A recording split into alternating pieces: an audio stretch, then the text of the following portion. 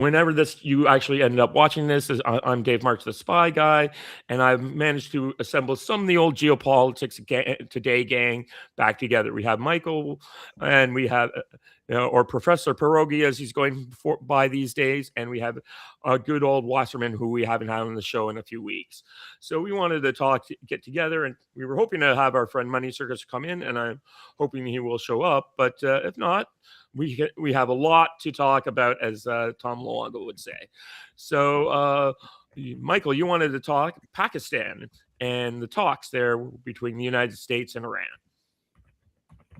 Well, that's right. I mean, they wrapped up, and we all saw the Iranian delegation and the American delegation. I think it was led by Vice President Vance, and Witkoff was there, and of course Jared Kushner. But it seemed to be a replay of the talks that took place in the Gulf, in Oman, and before I think it was a 12-day war. And there was nothing substantive that came out of it, really. The Iranians, I'm just wondering what they thought they would accomplish by going there, and I wonder what the Americans had in mind. But I mean, Gulf War will continue. It seems the Persian Gulf is the critical issue. Opening up the Strait of Hormuz, as we know, is what I think the American objective is. Actually, what I've noticed recently on X's and other social media is that the Americans are sending their frigates or their warships there, so we may see the Iranians respond, and they've warned them not to come near, the strait. As everybody says, it's nothing new. We're on an escalation ladder, and we've gone up I think up a rung on the ladder. Instead of seeing a resolution or temporary, ceasefire, not actually, crystallizing over a long period, but at least something temporary, we're seeing the opposite. I think the United States is ready to resume this war. Israel, of course, we don't have we don't have our expert on the Middle East, but Israel seems to be very much in a fierce fighting with Hezbollah in Lebanon, and that was, I think, the sticking point. That was the sticking point that Iran insisted that somehow the peace talks would discuss Israel's actions in Lebanon, and of course Israel didn't even attend the talks. So it was a very well orchestrated, sorry to say, monkey circus, and we're going to go back, I think, to what we had before. So it's a very tense situation, and the global economy is suffering tremendously, as we know. So where is this going to go? Hard to say, but the Europeans are staying out of the war, and it looks like the U.S. and Israel will continue the conflict will continue, and Iran seems to be prepared for a war of attrition with the Americans. So we'll see how it goes. What's your take, Wasserman? Well, you remember a couple of weeks back, I sent you guys my homage to Money Circus's style. I did a for your amusement, I present the following geopolitical analysis straight from my imagination, my imaginary situation room. Mm-hmm. And I don't know. It was for my amusement that I wrote it, but Mm-hmm. it's as possible as anything else, to be honest.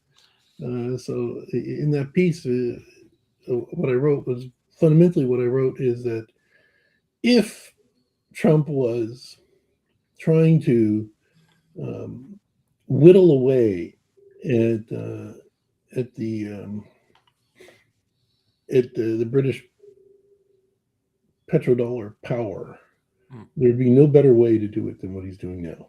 Yeah, that's been my take, is that everyone's like, he wants the straits open. And I'm like, no, he doesn't. This the Straits closure benefits America far more than it benefits the opening benefits the Americans. And they're talking now naval blockade of the Straits of Hormuz, not letting any ships out as a strategy. And I'm like, this is all about screwing over Europe and the Chinese. Like, I'll read the last 3 paragraphs. So I said, put it together in a picture that looks suspiciously tidal. Sustained choke point stress keeps global benchmarks elevated, hammers Lloyd's war risk book, punishes energy-dependent allies, and funnels friendly heavy sour supply straight into American hands. One almost admires this stagecraft. It turns out that industrial-grade buffoonery functions beautifully as white noise. Hard to track the movement of crude flows and insurance margins when the news cycle is busy cataloging the latest jaw-dropping statement or improbable feud.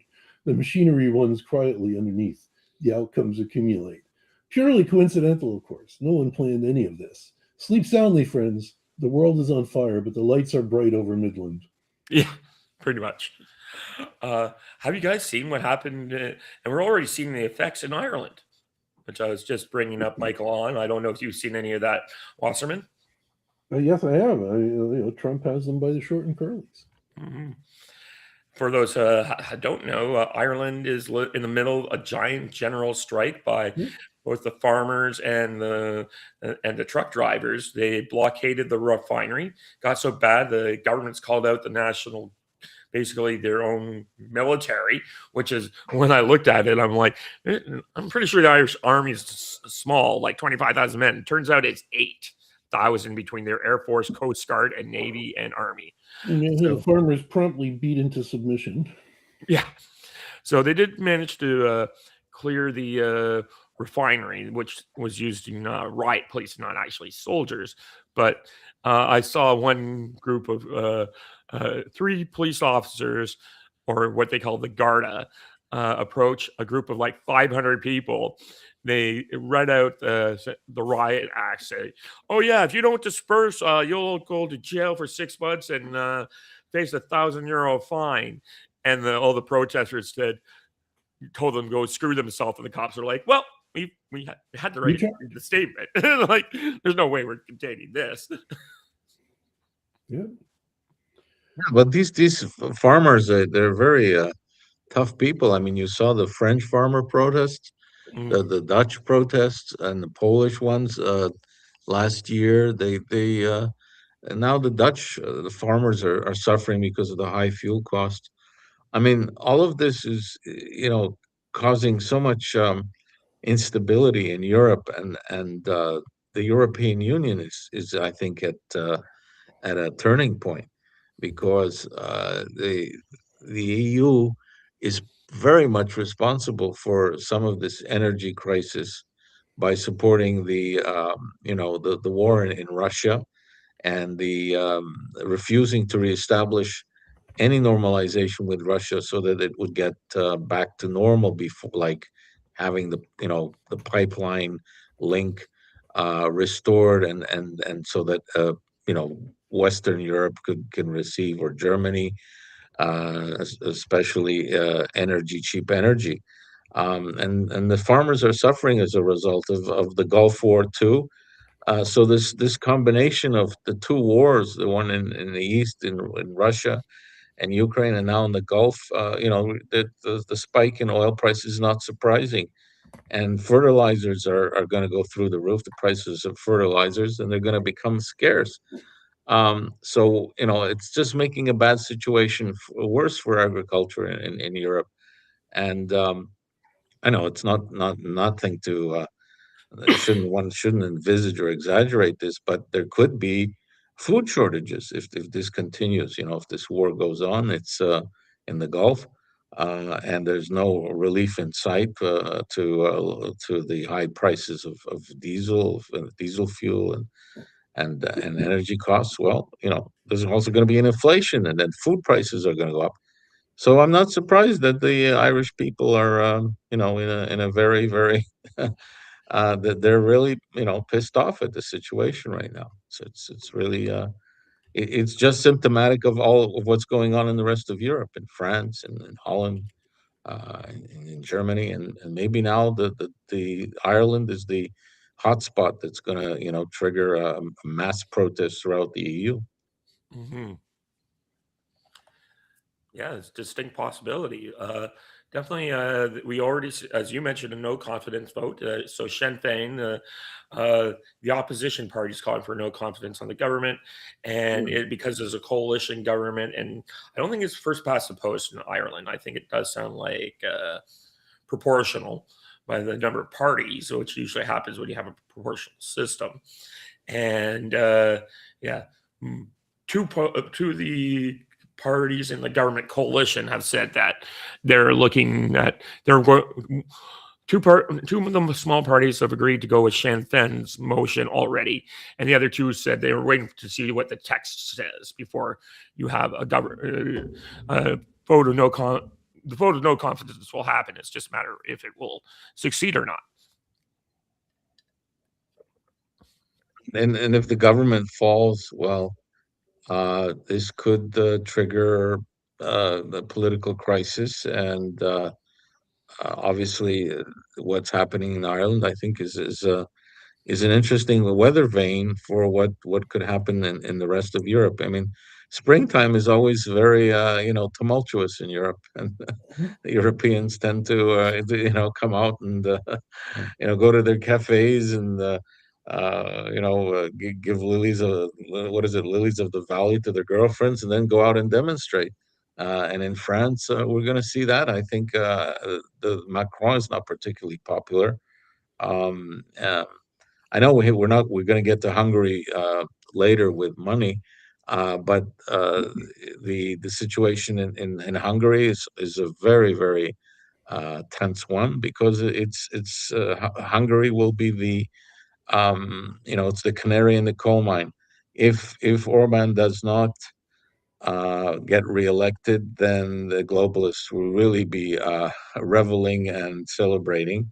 If he manages to get reelected, then we'll see a possible shift away from the globalist center of power, which is Brussels, to Central Europe, where we have the Czech Babic, we have Orban, we have Fico, and there's Austria as well.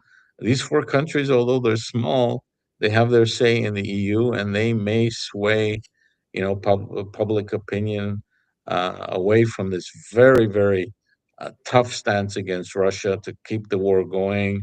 And they may influence, specifically Hungary, whether, of course, Kiev receives more money, the $90 billion that they were promised. So yeah, it's a very critical and crucial time for Central Europe. And to get back to Ireland, it seems like the small countries in Europe are far more vibrant in terms of a popular revolt, a popular activism, than the big ones. I mean, I don't know. Germany seems to be asleep.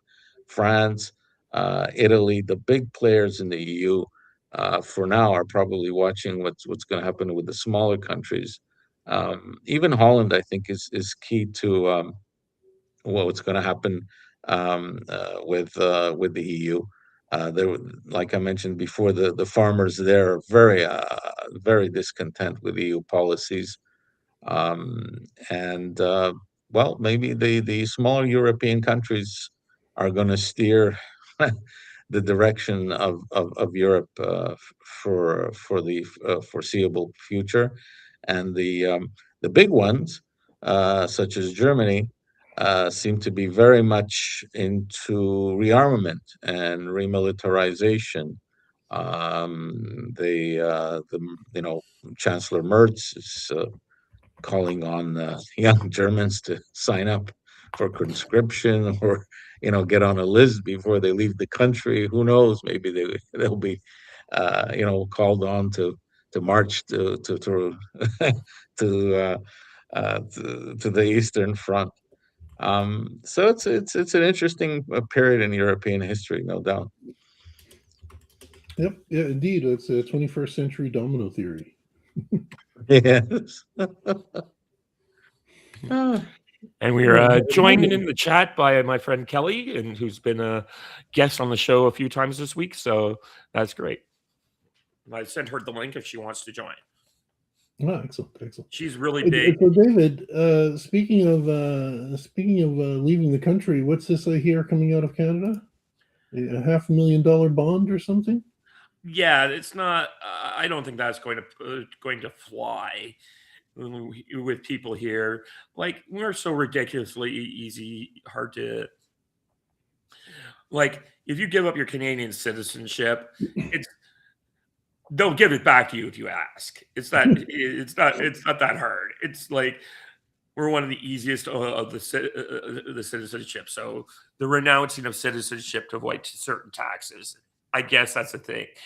But I don't think that one. They might pass it at the federal level, but I just don't think it'll come up much. Most people will just, because we don't have the dual taxation system that the United States has, it's not the same thing. And a friend of mine is running for the Australian Senate, and he had to renounce his American citizenship, and it cost him $250,000. But I don't plan on running for foreign office anytime soon. I wouldn't run for office in my own country, let alone some other country. So I don't see why I would be renouncing Canadian citizenship anytime soon. Why would anybody renounce Canadian citizenship? I mean, it's paradise on earth. Yeah, paradise on earth. Yeah, right. Exactly. The northern paradise. It's interesting the that Albertans might be giving up all their citizenship. Maybe this is something about that, about the referendum. But I'm not convinced that the referendum's going to succeed. I'm not in Alberta. I do have a couple of nephews who live there, but for the most part, and they love it. They're like, it's just 8% discount to go to Alberta. You pay for everything 8% cheaply there. And it has a lot less of the bureaucracy and other things. But the Trudeau government brought in millions of Indians into places like Calgary and Edmonton. And I'm not convinced they're going to vote to leave Canada. So. Yeah. And the Liberal Party, I think, is about to become the majority in Canada. It's going to turn into a one-party state soon. We're going to have Liberals. Yeah, Mark Carney keeps bribing MPs to defect through his through promises of jobs, no doubt, at his hedge firm. That's my theory. I'm not sure there's any kind of meaningful distinction anymore. Yeah.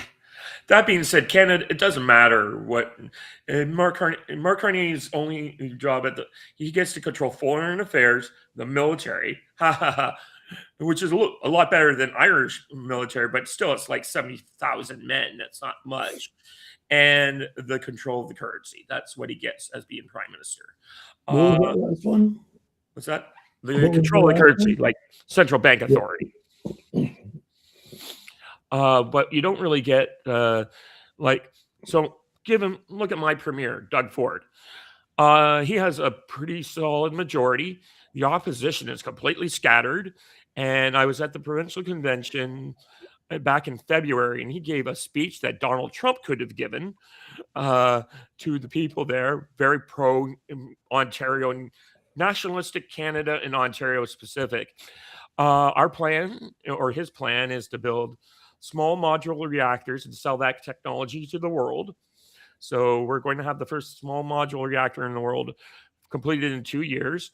We have no federal nuclear regulatory commission in Canada.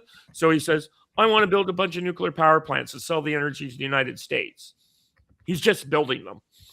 He says, I want to build a highway to the north to access. He activated the train that got canceled by the Liberals that goes and serves to the north, because the Liberals canceled it because it wasn't making any money, but it does allow access to the north for a lot of people. He's planning on building a superhighway to the north to access the Ring of Fire resources up there, all the gold, tin, copper, iron. That's in northern Ontario. And he's building a port in James Bay.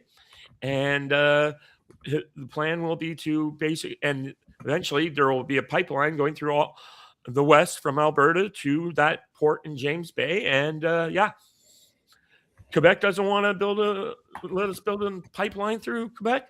Fine. We'll just put one in James Bay, and looks like Winnipeg, Manitoba is doing the same damn thing. We're just going to do our own. Yeah, and Canada is an energy superpower, right? I mean, Yeah. they want to sell all their energy to China. I think that China will be investing big time. Party in Well, money. I have to China. say that We want to. India is putting up a good fight against China inside of Canada. Yeah. Yeah, Yeah. No, yeah. in my estimate, we'll sell whoever pays the most. I think that's how the Canadians look at As it. long as it's not the Americans. Yeah. Oh no, we're happy to sell to our northern states. We're happy to sell to New York and Michigan if they want to buy it. True. New York is okay. They're all right. Yeah. So, What do you think, Ledge, about the idea of United States and Canada forming a North American Union, or in Canada being incorporated into the United States? Is that I definitely don't think Canada will be fantasy? incorporated. Yeah, that's fantasy. Maybe in 50 to 100 years or something like that. That's the kind of timeline. I could see a Schengen-style zone eventually once Trump leaves office, and bitterness will de-escalate when you have a more calmer head in charge. But I don't see it anytime soon after not until the boomers are dead. Well, but there, I'll give you a devil's advocate scenario, dude. How about this one, where Democrats come into power and suddenly Canada is eager to join the union, so as to prevent any possibility of a Republican resurgence, or more precisely, of a populist resurgence, whether it be Republican or Democrat. Yeah, I mean, the Conservative Party of Canada, the federal one, is very populist, and Doug Ford's very populist. And the thing about people don't understand from Canada is that we have a very weak central government. The provinces basically can do whatever they want unless it's delegated to Ottawa. And Ottawa mainly exists for the provinces to complain to the populations, to blame for anything that goes wrong. See, it wasn't our fault. It was Ottawa. So, yeah, I mean, well, I agree in all respects except for possibly one, which is, what about transfer payments? People don't understand transfer payments. They think there's have and have not provinces. My ex-girlfriend put me up, challenged me on this, and I looked it up one time, and then I was like, oh, she's right. So the way transfer payments works, it's a tax levied by the federal government on all Canadians, and was originally meant to support places like Prince Edward Island and the Maritimes to fund their government functions. But what Quebec figured out, and then Ontario has figured out, if you don't fund the government functions, Ottawa backfills you. So basically, it's a scam to get money out of the federal government. It's not taxing Alberta and the Saskatchewan and the Western provinces are not have provinces. It's a scam against Ottawa. It's basically a diversion of federal taxes. And so it's not like you have it's not like Alberta and Saskatchewan are being unfairly taxed to support the have not provinces. It's a scam against Ottawa. But it's a very effective talking point for all the guys who want to leave Canada. Yeah, it is always. It's kind of one of the, it's like the abortion debate in the U.S. It's a guaranteed dividing line. Yeah, exactly. So yeah, we've covered. So we'll get back to the international scene and examine what's happening. Not only in Europe. We were hoping to get an update on the elections from Money. Yeah, we were hoping to get that. Yeah. Yeah, well, maybe he slept in or forgot. Well, I guess not slept in. It's very late where he is, but I've been on a few shows with him, and he's having the old brewskis during the show, so he might be a little asleep right now. Yep. All right. Well, then let's go back to the Straits. We were talking. Yep. Yeah, I was the other thing that I said way back then when was this? This was March 9th. So the other thing I said on March 9th was that I said in simple terms, a $7 per barrel advantage on sour Venezuelan crude, thanks to the fat discount and dirt cheap shipping, could be $100 million a day windfall to the sour 7 in Texas. Mhm. So, I see that as plenty of commercial motivation to keep this thing going on forever and ever. Yep, exactly. And think of all the leverage you're getting over Europe. Hey, Europe, can you actually send all those weapons you're sending to Ukraine right now when you're running out of oil? Mm-hmm. Yeah, no. So I mean, the way I see it right now, is that the number one, the primary effect of what's going on right now is to centralize power to Trump, really, because this isn't a U.S. in general. This is a U.S. executive thing. Trump and his friends, and as I said, it's nice to have friends in high places. Trump and his friends in the oil and banking business. Mm. Yeah, no, I fully agree. Just like this is so beneficial to America, and Trump pointing out, you have now a fleet of tankers coming into America, and my friend Kelly, who says she might join us in a bit, pointed out on yesterday's show I did with her that all the freight companies that like own like 50 to 100 ships love this. They're getting like 3 to 4 times their normal going rate during this current conflagration.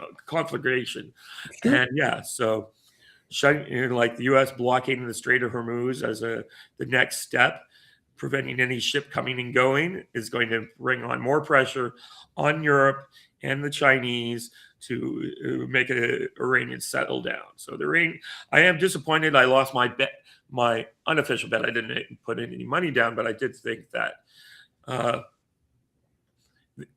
Friday and Saturday, when I was asked about whether or not this was going to be successful, the talks would work out. I was much more hopeful they would lead somewhere, but the fact that they happened is actually the best part. We got these people in the room talking to each other. Mm-hmm, mm-hmm. Gentlemen, just as an advisory, I will have to abscond in about 15 minutes because I have a pre-planned event.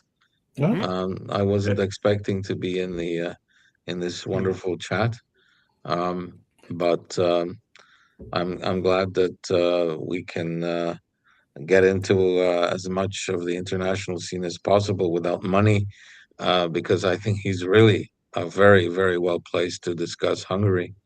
And Our man in Georgia. Yeah. yeah, he is the man to give us all those insights. I personally, if I may say, think that it's going to be a close race, and there's going to be a lot of manipulation of the voting count. I think the EU has means to influence the vote, and that could maybe sway uh, the uh, the vote in favor of the opposition. I don't know what you gentlemen think. I'm not too sure. I don't know how their election system works voting wise. Who are the vote counters? How their scrutineers function and all that kind of stuff. I wouldn't mind seeing some of that stuff. And who's running the election commission? I would think Orban has all his loyalists in place to prevent shenanigans from the European Union. It's not like these guys are the Romanians who are not used. Like Orban's had a decade or over a decade to get all his people in the right place. Now, it is possible people could be bought and corrupted. That's always a situation there. So, but I do think that this is a existential crisis for the EU. So I do think that all of their machinery, plus various parts of the U.S. machinery that are not under Trump's control, will be giving it everything they have. I wouldn't be surprised to see some random people shot by snipers in a square in a protest. mm, Mm.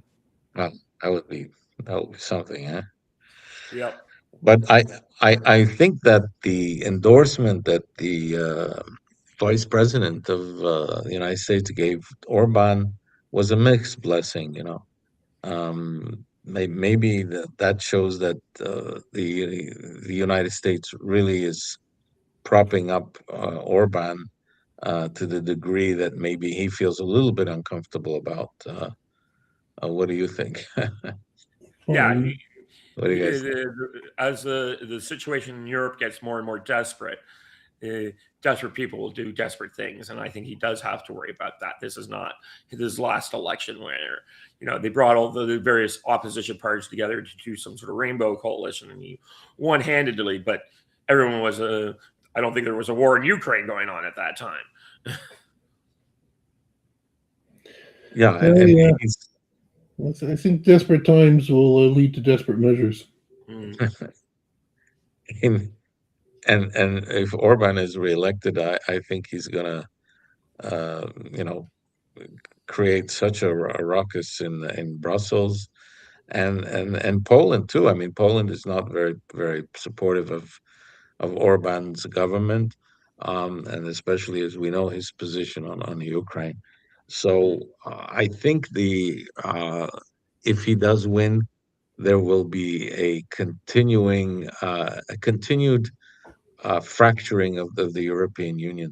I just don't see the European Union expanding anymore. It sounds Yeah. ridiculous, but that should be money's purview, whether they would incorporate Georgia or Moldavia or other parts of the Balkans, and um, I just see that the EU is in a situation where if they don't enlarge or expand, then there will be continued inner inner well, fracturing of member states, possibly deciding to do even a poll exit. I mean, a poll exit, Well, Poland's not in the not a poll Poland's in a exit great poll, position because but they haven't. sorry, the pun. But Poland is there are ultra nationalists there that you're familiar with, Ledge, and so is Wasserman, that want Poland to go its own way. Um, Austria, there are rumblings there that they would be pleased to exit the European Union. I do believe that Hungary may consider exiting if Orban is reelected. I think that would be possibly his legacy. This could be his last term in office, but I think he would possibly hold a referendum on whether or not Hungary should remain in the European Union, and that's what I think is what really is frightening for Brussels. Is another country leaving the European Union? That would be the beginning of the end, I think. I mean, and ironic indeed when you consider the fractioning. Ironic indeed when you consider the history of the EU and its purported origins, its purported raison d'être, to unify and prevent war and Yeah, and the whole foundation of the European Union, as Wasserman says, is to create a peaceful union and no more war in Europe, and that didn't seem to go that very well. That project didn't go so well. I have a question for you, Michael. We're seeing a rise, not a I wouldn't call it a dramatic rise, but a noticeable rise in what I would call muscular Catholicism. Yes, we are You definitely know, seeing is there something like that going on in Europe as well? Kindly define the muscular Catholicism. Is this some kind of a heavyweight, championship or something in the Vatican, or how would you define it? Well, actually, it's not. It's funny. It's. I would say that muscular Catholicism detaches itself from the Vatican. It's more of a grassroots movement to restore Catholicism to what they believe its original values to be. Yeah, they would ditch Vatican II in a heartbeat. Yeah. Well, is it something like, I'm not an authority on muscular Catholicism, but having spent some time in Poland, it's definitely linked to the nationalist parties, and there you can. When I was in Hungary, of course, there is a religious revival there too, and Mm. of course, the church. I don't know if the church actually came out officially for Orban, but I would assume that the Catholic Church is supporting him. So yes, this is this the kind of thing that you call Bible Belt fundamentalism in the United States? Would they link up the muscular No, Catholicists not with the Bible really. Belt fundamentalists? I would say I wouldn't. I wouldn't. No, I'd say. Well, you know how it is in human affairs, right? When you go far enough away, everything blends together and looks the same, and when you zoom in, you start to see distinctions. But I would say that there's definitely a distinction between the muscular Catholicism and the born again Bible Belt stuff. Hmm. And that, let me see if I can name or characterize that distinction. However, that's a good question. Um, Who would be a leader, you think, of this movement of muscular Catholicism in Europe? I don't know. That's why I asked if it was present. And I will say that in the United States, it is to some degree leaderless. Yeah. It is a true grassroots movement to a large degree. Yeah, the person who kind of harnessed it originally was Charlie Kirk, and I think one of the reasons why he was basically making his movement away from Israel, for example, is partly based on this because he kept telling young men, especially, to go out and read the Bible, but he hadn't really read the Bible in the same way. He had grown up in this Christian Zionist movement, and when you read the Bible, I have a friend who's is much better in it, and I did a show with him, and he explained a lot to me because I'm much more of a lay Christian than he is, and he's like, "Yeah, the Israel is not the land in uh, Jerusalem and its surroundings. Israel is the church, and basically." All these young people were going out and like him reading the Bible and coming away with something completely different than what they had grown up listening to in all these Christian Zionist churches. And they were starting to question him when he was saying, "Oh, we have to support Israel because the Bible tells us." And they're like, "No, it doesn't. Have you read the Bible, Charlie?" And eventually I guess he must have had, and he kind of realized, "Oh, crap." I think you put your finger on it, David. It's a lay movement, Yeah. and it's about well, so this is a funny thing. So this is what's interesting about this movement is that Catholicism is, of course, notorious for its you know for its dependence on intercession, Mhm. right? You have to have the priesthood to intercede with God on your behalf. Yeah. This Catholicism movement that I'm seeing is a sort of a 21st century Protestantism, where Catholics, without leaving the church, are insisting on their ability to have a lay interpretation of the Bible and to apply their principles in their lives without the need of the blessing of a papacy and a church structure. So it's a revivalist. It's like kind of a revivalist. It's a Catholic fundamentalist movement, Yeah. if that makes any sense. David, does that sound right to you? Yeah, it sounds like what I'm seeing happen in the States. It's not really happening here in Canada, from as far as I No. can tell. Well, Canada is a Protestant country. Right, that's true as well. Like I'm a Protestant, and I get very angry at the Roman Catholic Church, and a lot of times, and the Roman Catholics in the States are not used to having been like this. I'm like, look, I got an unofficial holiday in my church, November 5th, where I get to burn your Pope in effigy, and Yes, I that's will right. not take any of his.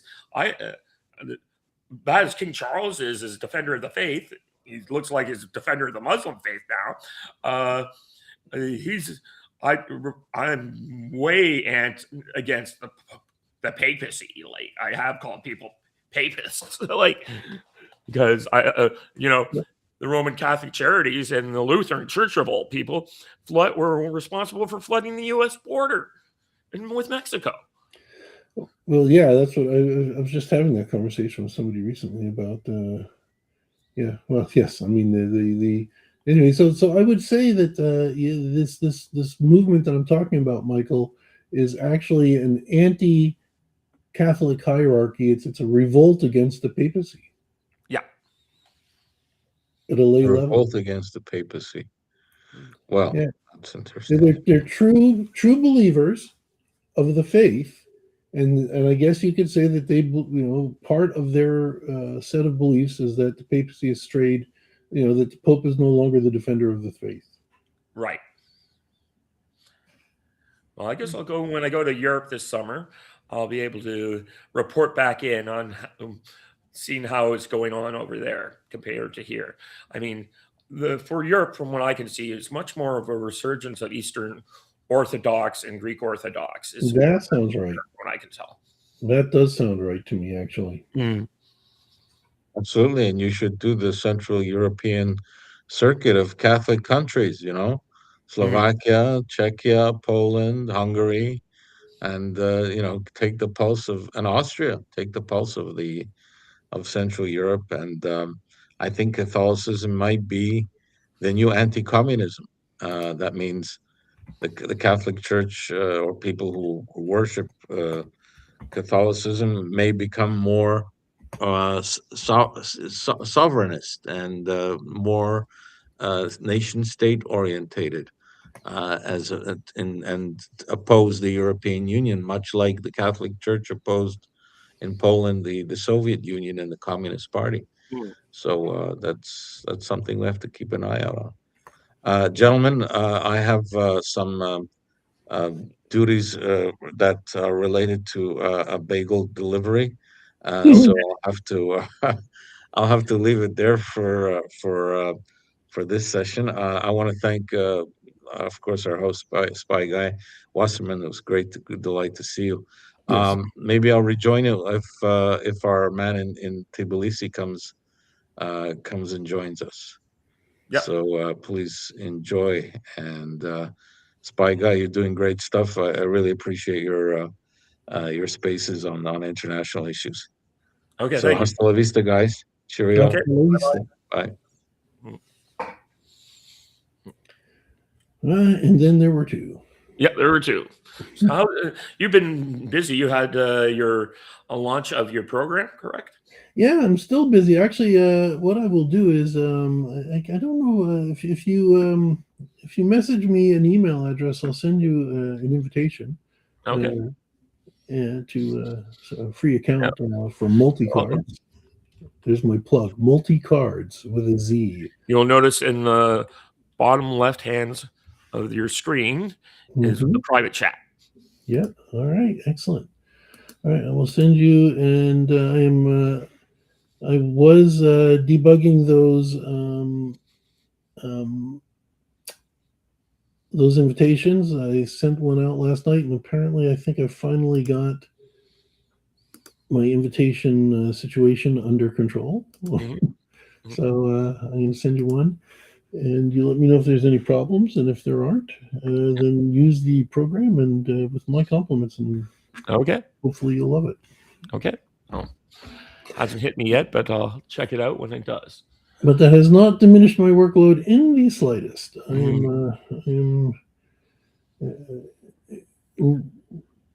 never busier. Launching all sorts of AI research programs, and I'm very busy on that front right now. Okay. Yeah. So, the muscular Catholicism. Yeah, it's definitely a more American thing, from what I can tell. Yeah, it's very. I don't know what to think of it. I don't know what to make of it. Yeah, I think it's a revivalism. It's a part of the populist wave that's hitting people, and young people just getting being told to read the Bible and just realizing a lot of things they were told about was wrong. And And you met my friend Owen that one time, and he is definitely, though he's a Protestant now, he was raised Roman Catholic, and he's definitely in a similar mood to a lot of the other people. I'm part of this.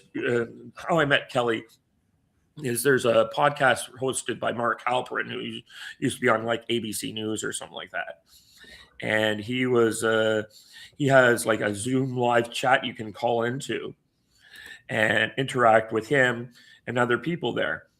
What happened is then some other people decided, hey, why don't I start my own podcast? So they have an evening show and a after show in the morning. So I've been going on there and interacting with people and finding in all sorts of interesting stuff. And recently we had a discussion about like, yeah, a lot of young people are or something like that.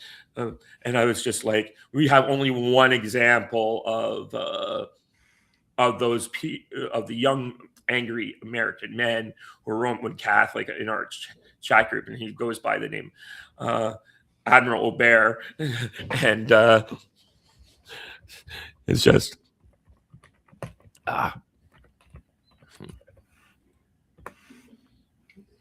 cool. So Admiral Bear. Yeah, that's kind of what he goes by. And I'm just okay. I've got the chat, and I'm going into your program here. Cards. And oh yeah, that's it. I was like talking about like there's a lot of people very hostile to mainstream stuff, and he was like, and people are like, well, you mean we don't have anyone right here write this? I'm like, well, or something like, what do you mean? And I was like, well, most of the people on here are more mainstream than the people that I'm talking about, and only one guy fit that bill, and it's the guy goes by the name Admiral Bear. And there's actually a younger woman named Moira and her friend that also come on these shows, and she's like she's coming from a different position. There's a lot of women who are very anti-feminist right now. Mm. And Yeah, they're well, not I can easily see why. Yeah. And even though she's like got herself into the Cleveland Clinic as a thoracic surgeon, and so she's going to become one of the top doctors in the world. She's very hostile to feminism because of the raw deal she feels she's gotten. Mm-hmm. Yeah, I would say that my wife, very, very successful business woman who she founded and ran a company for an international company for 20 years and was the leader in her field. And but she has lots of lingering hostility towards the feminism of the 70s and 80s, which basically. How would I describe it? She felt that she was basically being ridiculed for her values by these, I suppose that these teachers that she had at the time were probably their 20s and 30s. So these women who were feminists in their 20s and 30s in the 70s and 80s, and the situation has not improved much. So. Yeah, there's plenty of women who don't feel represented by. I think, and I think that's actually, that's one of the interesting symptoms of Western culture is that it seems to allow a minority to present itself as the majority opinion. Correct. Yeah. I don't know. Are you familiar with the Mouse-topia experiments that run in the 60s and 70s? Yes, I am. Okay, so a lot of the stuff that's happening in the Mouse-topia experiments is happening to us in the real world. Mm-hmm. I mean, I did a check on it yesterday. So they call behavioral sync, and the mouse, when they got to the population peak, you would see decreased aggression, violence, and abnormal sexual behaviors. Hypersexual or pansexual activity, including mounting on any available mouse, regardless of sex or receptivity. Some males formed aggressive groups that attacked others indiscriminately. neglect and abandonment of pups by mothers, sometimes including attacks on or cannibalism of young, and the infant mortality soared, reaching 90 to 100% in later stages. Withdrawal of many mice, subordinate or dropout individuals huddled passively in central areas, avoiding interaction, and the emergence of the beautiful ones, a subset of mice, often males, that focus essentially on self-grooming, avoided conflict or mating, and lived relatively isolated, chaste lives in the better territories.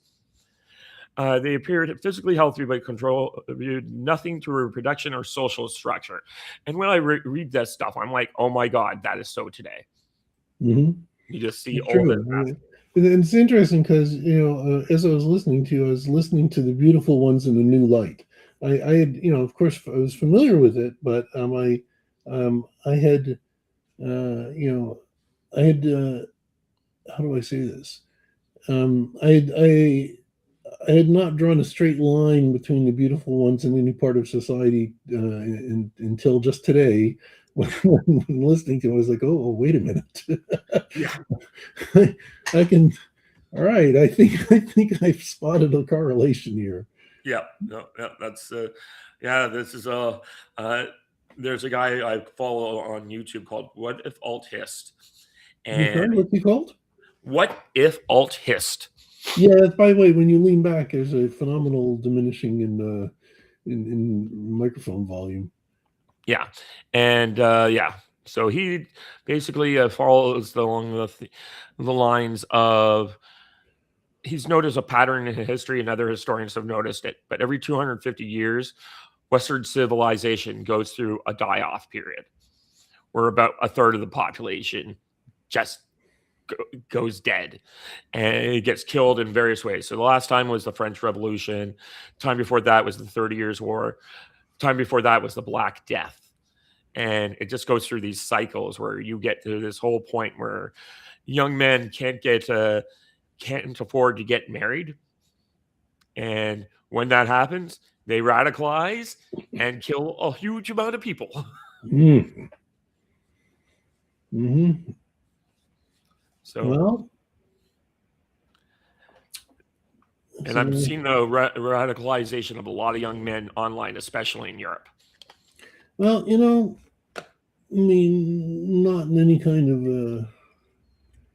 I have been predicting for decades now. I've been predicting for about 20, 30 years to my friends and family that perception of inequality will result in blood in the streets in Western society in my lifetime. Mm. Yeah. This is why I drink. Yeah.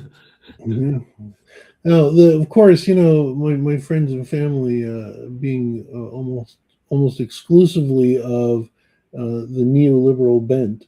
They think that they believe that the inequality in question here is the inequality of highly successful captains of industry and the rest of us. But they're blind to the other forms of inequality that exist in our societies. Yeah. Actually, I was watching a video right before we came on here, and it was a video of this guy who's walking through a protest in New York, and he's talking to all of these young women, and saying, like, we keep talking about the Straits of Hormuz, but what about the gays of Hormuz? Yeah. I admire his courage. Yeah. And all these women are like, yeah, we should be talking about the gays of Hormuz, and it's just showing you that these people know nothing about why they're there. Reminds me of like another one video I watched of this guy who was covering the women's marches in 2016, when Trump got elected with all their pussy hats. And he said, he turned to another reporter and says, you think that most of these women are here because they genuinely care, or do you think that they're just here for to get the photo for their Instagram photo? And the guy's like, I think they're here for their Instagram photos. Well, I think one of the back to my AI research, I think that one of the unexplored, and that's actually what my research is focused around, one of the mostly unexplored I don't know what I won't call it an aspect of AI. Well, let me say it like this. My claim, my scientific claim is that AI is not producing anything. The AI is like a telescope or a microscope that allows us to examine something that's already there, which is language and the structure of language. Yep. So And we got another guest my coming on. position is that generative AI is not generating anything. Yeah, no, I definitely think that's true. And welcome to the chat, Warhound. This is Hey, hi. Adam. Awesome. Where is Hey, going? what's up, David? Adam, how you guys doing? Hey, nice to see you again. It's good to be on. One of the first times I've actually been able to be on in fucking a while. I did watch your podcast last night there, Warhound. A new selfie, isn't it? I don't remember that from last time. I don't think I'd ever forget that face. Lordy Lord. So, what is the specific topic? Are we talking about Iran again, or are we talking about Well, we something could else? talk. We were just actually right now we're talking like the end of Western civilization as we know it, kind of thing, and a little bit about AI contributing to that. But we definitely covered those. Ireland earlier. We talked about the Straits of Hormuz. We've talked about the gates of Hormuz. I don't know if you've seen that video yet. Well, so here's to speak on the whole end of Western civilization, here's the thing that I have to say about that on a personal level is the end of Western civilization as we knew it for the past, give or take, 450 years.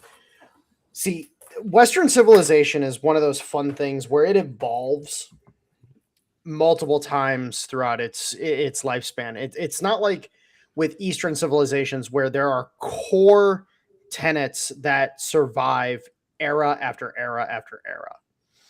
And so no matter what, like for example, China is going to be China. You go back to, say, for example, the British Isles, the England of pre-England days is radically different than what England became, after the unification of Wessex and Mercia and, follow on from there.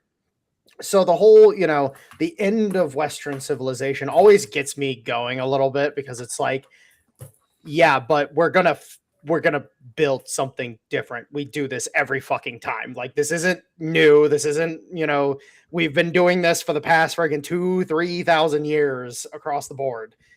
Like, for some reason, everybody thinks we forgot our history. And it's like, no, the Greeks, they've recorded this pretty freaking well, people.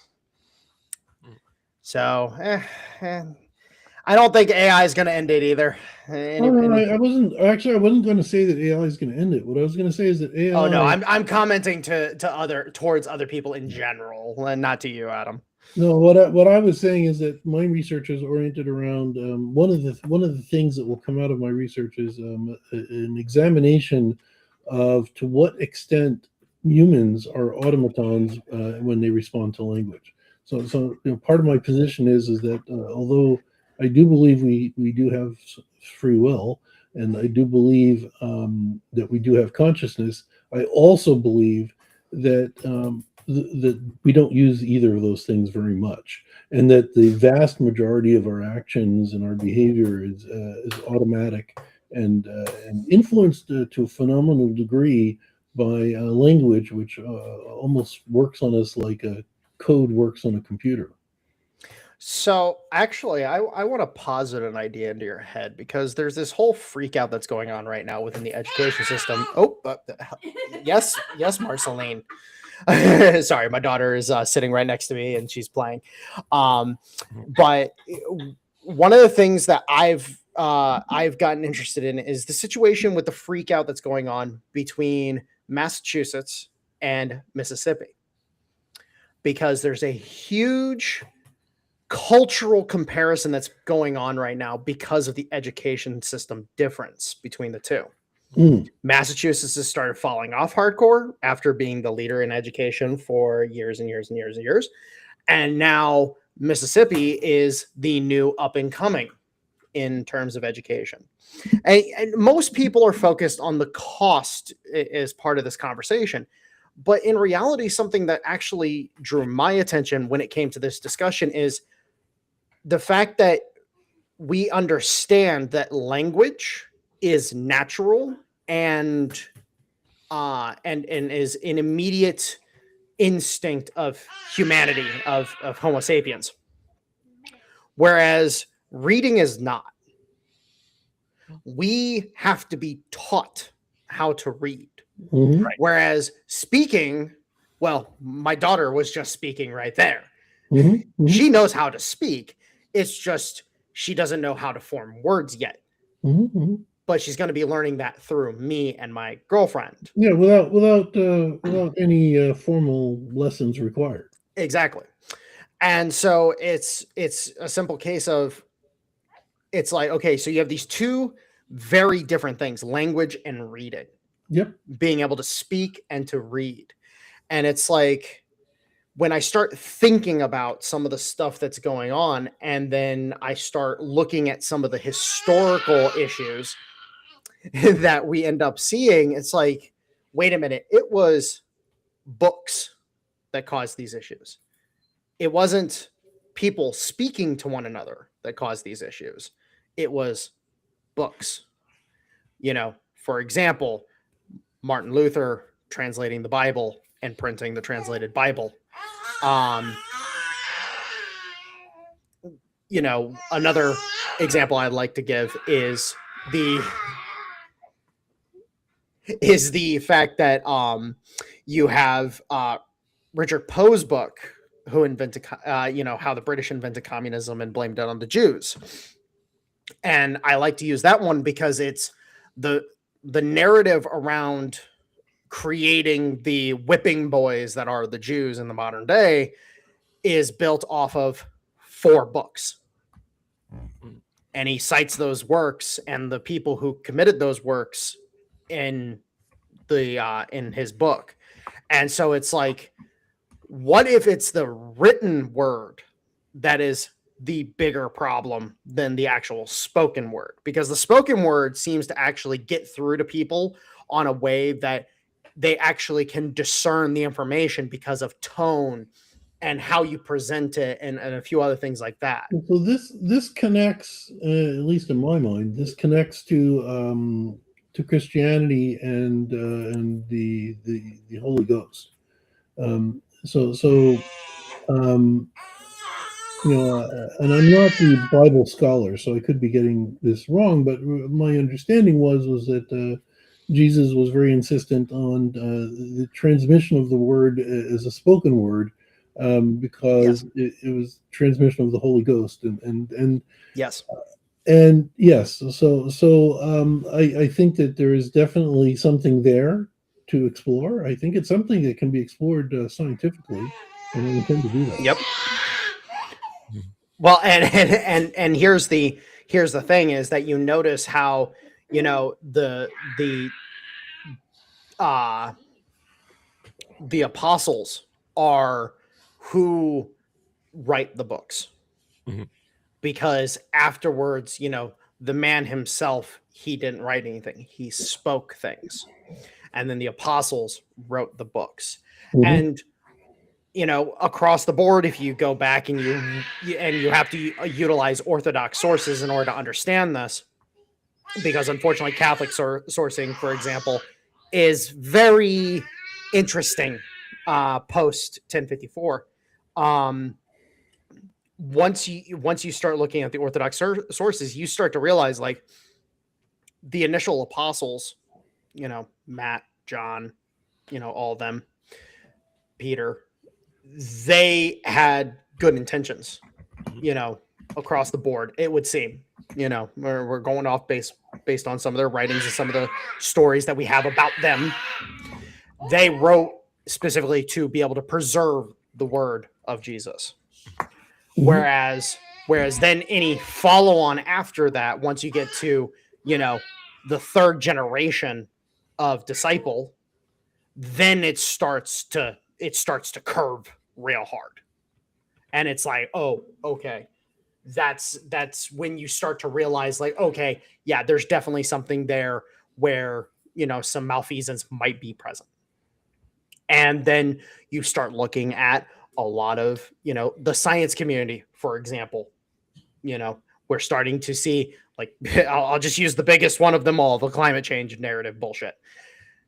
It is a horrendous cesspit of people citing works that did really good work back in the day as the quote unquote basis for their research.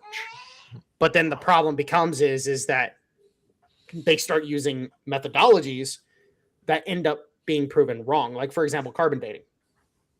Carbon dating at this point in time has been effectively disproven to, you can't carbon date anything past, I think it was like 10,000 years or something like that.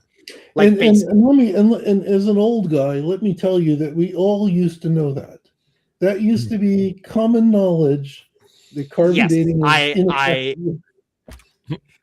I laughed when I actually started digging deeper into it, because I'd heard the arguments from both sides previously when I was younger. I'm turning 31 in July, so I am on the younger side when it comes to this overall discussion.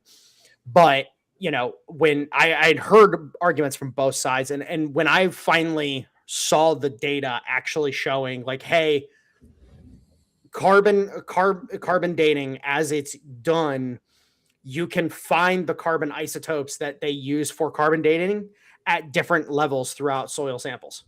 And then it was like, oh, okay, so carbon dating is completely just bunk across the board. And again, it's like 10,000 years, that's the minimum or the maximum time frame you can go back, because once you go back 10,000 years, then some of the carbon layers will start repeating, because those same isotopes have been present for in nauseum. The same thing with ice cores.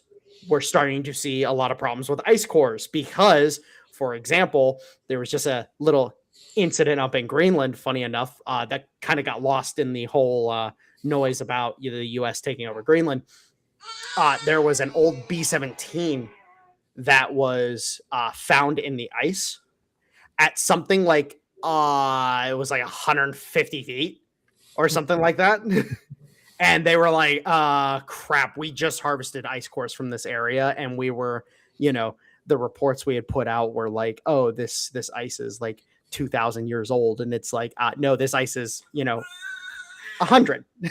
Yeah. That's a problem. So there's a lot of different things, across the science community where it's like, there's a lot of malfeasance with the written word. And then once we start getting into the spoken word, when we actually you can start understanding people on a much deeper level in the spoken term, because again, you get to see how they react to certain stimuli. You get to see how they phrase things and how their mouth moves and how their eyes move and how their body just reacts to general things. And that's why I enjoy being able to talk to people in person, for example, because I can get a read on their asses real quick.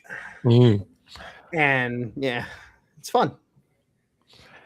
Yeah, it is interesting that you point that out, because the internet is now is revolutionizing us much in the same way that the written word and mass production of books reshape the world. Oh, absolutely. Especially given the fact that we are starting to see, like, for example, if you go on Google, you basically will not be able to find anything post 2013. Basically, Google has scrubbed 2013. Everything before 2013 has basically been scrubbed from Google, because they can't populate it all. There's just so much data that trying to populate everything going back past 2013 is basically impossible for them infrastructurally. And so being able to then, for example, pull up Grok, and this is something that Elon Musk has kind of talked about. He hasn't really gone too deep into it, but I got the sense that this is where they're going, is that they're starting to try to get into archives, to start feeding archives into Grok. And a couple of the newer variants of Grok, for example, are starting to be able to get parsing data from, say, as far back as 2002, 2001, 2000, 1999, et cetera, starting to be able to actually properly go back and pull data forward in a way that, the search engines just fucking can't. So, all of a sudden it's creating a situation where like there's information that's coming out now. We're actually starting to see this across the board where like a lot of the Europeans are getting upset because a lot of their dirty laundry is starting to get aired out. And it's because we're starting to be able to pull that information forward. So it's a very interesting situation when it's like, oh, hey, you guys wrote this back in the day, and then we were able to, categorize that with different sourcing and figure out like, oh, hey, yeah, you actually wrote complete bunk shit. Yeah. And, now we know for a fact that you did, in fact, write shit. And, it's like, oh, okay, cool. We now know who you are. Yeah. It's the same thing that's going on right now, for example, with the situation with Iran. The more that happens, the more that's being exposed. And it's exposing everybody. It's not just one group being exposed. Like, for example, you have the establishment here in the US being exposed. You have the core EU being exposed. You have the Iranians being exposed. You have the Israelis being exposed, et cetera, et cetera. So it's like, as soon as the written word can be, what's the term? Can be, verified. Let's say that verified. Once the written word can be verified, all of a sudden it's like, oh crap, what do we do? Yeah. And again, like the spoken word, we're as humans, as Homo sapiens, we are trained instinctually to be able to suss out that stuff in a personal sense. Correct. It's a skill to be able to mask the responses that some of us have when it comes to certain things that we say or do. So it's like across the board, it's an interesting situation where it's like Buffalo public schools. You know anything about that fiasco that's been going on for the past like year and a half? I heard something from Kelly because she's lives in Buffalo, so yeah, she was telling us on. Okay. So this is a perfect example, actually, of what I'm getting into. Is so Buffalo Public Schools has been having they've had a systemic failure of the school administration being able to actually coordinate a response with law enforcement for certain things. And it's all criminal. Like this isn't like some, a bunch of there are a few antis out there that'd be like, oh, the Stasi just wants access to the school. It's like, no, when SA is happening in a school, that needs to be fucking investigated. Sorry, don't care what you have to say. But what you end up having is you read the statements of the school district. You read the statements and you're like, okay, this seems like just a bunch of lawyer speak. And then you see public statements on camera from administration or, other people affiliated with the issue. And you see how they don't even believe their own bullshit. Yeah. And it's like, as soon as you see that, you clock it instantly. You clock it instantaneously. And it's like, oh my Lord, these people are they're that desperate. Yeah, no, we're seeing the same thing happening in Ireland right now. I don't know if you've been following that at all. Yeah, so I am aware partially of the protests that are going on. I saw protests in France as well. I've seen just a bunch of different stuff going on. The UK, if I remember correctly, they announced that they were going to start rationing. Yeah. And a few other things. The situation with the Ireland specifically is very interesting to me because Ian Burlingame said something. It was, I believe, When did he record that episode? Was that with Rich or was that with Tommy Kerrigan? I forget. Yeah, they do a lot right now. Huh?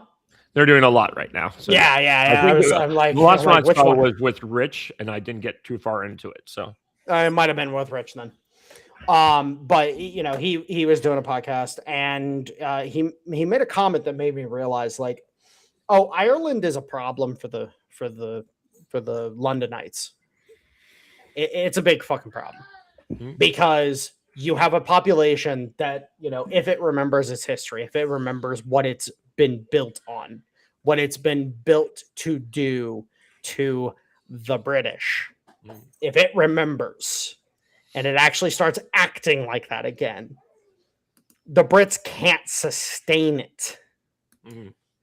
And imagine, if you would, a U.S. government, a U.S. government who then starts, you know, doing some very, very what was the operation called? Fast and Furious? Is that what the operation was called? the one where they were tracking Mexican guns. Yeah, when they were trafficking guns to the cartel through the ATF. Yep. Yeah. And it's like, oh, well, hey, that's a good use for the ATF. Let's traffic guns to the Irish. It's certainly true. I mean, what you're saying about we got to clock that. One reason why I brought up the Irish is because I was talking to Wasserman earlier about this before he joined us. There were like 3 cops in front of a crowd of like 500 people. And they were reading out, yeah, we're going to arrest you and just if you don't disperse, and you'll face €1,000 fine and up to 6 months in jail. And the protest kind of laughed. And the cops were like, well, there's 3 of us. So obviously we're not going to be able to, we just have to go through the motion here. But that's always been my claim on any of this weird Euro communism we're seeing, is that they just don't have the manpower, because they emasculated their military so much to ever do any of the things they want to do. When it comes down to it. Did those policemen, did they try to do a synchronized dance? That might have changed things. Yeah, that might have changed things. Yeah. So I actually have a bit of a different outlook on that whole, you know, the whole reason why they can't actually do anything. And it's not because they emasculated their military or anything like that. You know, in reality, like they drove out all the loyalists. They drove all the loyalists out of their militaries, out of their police forces. Like, for example, France. Look at France. Remember something important about France. All military or all emergency services fall under what organization in France? They fall under the military. Right. Police, fire, EMS, all of them, they're all part of the gendarmerie. So it is literally a case of like, oh, hey, we drove out the loyalists. We drove out the people that are actually loyal to the people and to the nation itself, not to our particular government. And then we start diverting, like France is better equipped. This is why you see these massive protests in France, but then they respond with massive force of arms. And this is why those protests can't really get much steam behind them, is because of the laws and other things and the cultural dynamic that you have with French emergency services and the military being one and the same. They're able to do that. Whereas places like Ireland, England, Wales, Scotland, those places, they never had that. The yeomanry was a separate organization from the military. And then all of a sudden, when the constables were established, the mentality of the yeomanry, which if you guys know anything about the yeomanry of the British Isles, they were terrible. Like they were brutal with their way they conducted their business. The constables had their hands tied because of how brutal the yeomanry were the yeomanry Cromwellian? So kind of that era, but also going forward, if I remember correctly, the provisional yeomanry were a mainstay until it was about the mid 1800s, if I remember correctly. and then finally like, it was basically the Victorian era when the constables were firmly established to replace the provisional yeomanry. But yeah, no, it was it's two diametrically different cultures and different legal sets that there's a reason why France, they're trying to institute French law across the EU right now. Like they've completely pivoted away from trying to institute a broad, all-encompassing, federal framework. Now they're just like, okay, you know what? Take France's legal and fucking apply it to the entire thing. Because they don't have time to waste. They just have to adopt a system. They're going to adopt the French system because it allows them to stamp out whatever they need to in order to be able to establish the federal system. So with that response to the protesters just laughing at the cops, it's like, yeah, well, that's the point. It's the British Isles. That's the culture. That's why here in the US, for example, like, honestly speaking, like you got people just walking around holding signs, holding up banners and flags and shit like that. You look at the cops, you just laugh. Like seriously, like what are they going to do? Like, if you're like, they can try to tell you to disperse, but if you are, say, for example, not impeding the roadways at all, and you're maintaining to the sidewalks and doing your thing and so on and so forth, there's nothing they can do. Yeah. There's nothing. It's one of the greatest things about how, the US is put together. By the way, to all the idiot protesters out there, if you don't want to get tear gas shot at you, stay on the sidewalks.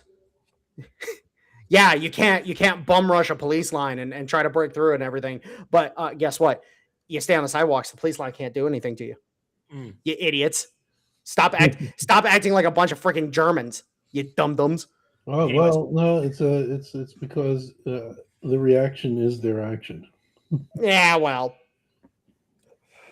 but the point is at the end of the day, yeah, and the situation in Ireland, like at the end of it, they are so desperate to maintain the system that they are currently playing and that they're currently trying to build, which, let's face it, half of the European population is going to die trying to form that system.